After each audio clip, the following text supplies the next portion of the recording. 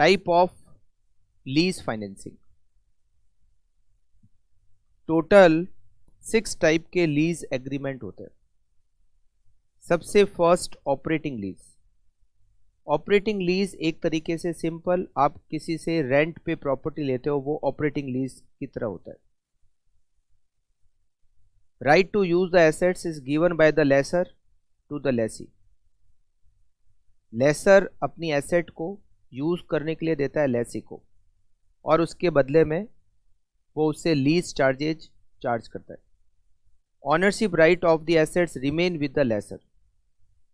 Lessee gives a fixed amount of periodic lease rental to the lessor for using the asset. Lessor bear the insurance, maintenance and repair cost etc. of the asset. Insurance का खर्चा, maintenance का खर्चा, repair का खर्चा, ये सारा laser का होता है। Lease period is shorter than the asset economic life. Asset की जो यूजफुल लाइफ है उससे कम टाइम पीरियड के लिए ये लीज एग्रीमेंट होता है, और इसको कहते हैं operating lease agreement. Finance lease. Finance lease में लेसर अपनी एसेट को यूज करने के लिए देता है लेसी को।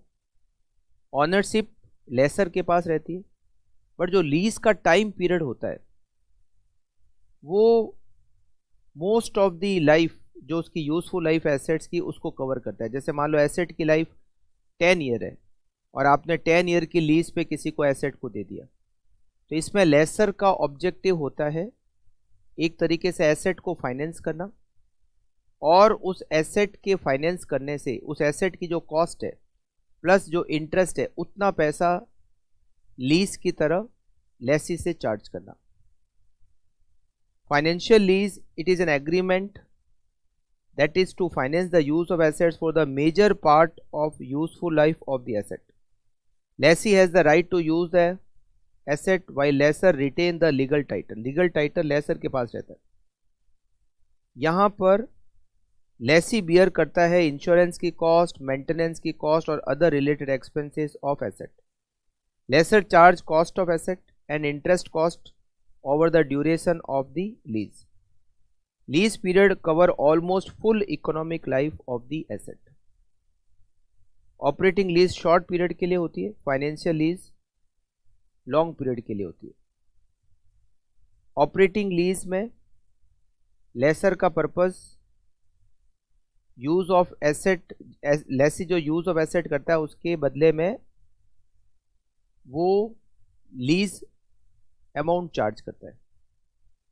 फाइनेंशियल लीज में लेसर का पर्पस होता है एक तरीके से एसेट को फाइनेंस करना, और वो लेसी को एसेट्स यूज करने के लिए देता है उसकी पूरी लाइफ टाइम के लिए, और वो चार्ज करता है एसेट की कॉस्ट प्लस इंटरेस्ट, इतना वो लीज अमाउंट चार्ज करता है। Sale and lease back. इसमें जो ऑनर है एसेट का वो किसी थर्ड पार्टी को अपनी एसेट को सेल कर देता है और फिर वापस उसी से एसेट लीज पे ले लेता है। Owner of the asset sells the asset to a party, the buyer, who in turn lease back the same assets to the owner in consideration of lease rental. Leveraged lease. Third party is involved besides lessor and lessee. इसमें 3 party होते हैं, एक laser, एक लेसी और एक होता है financer. Lessor borrow a part of purchase cost of asset from the third party.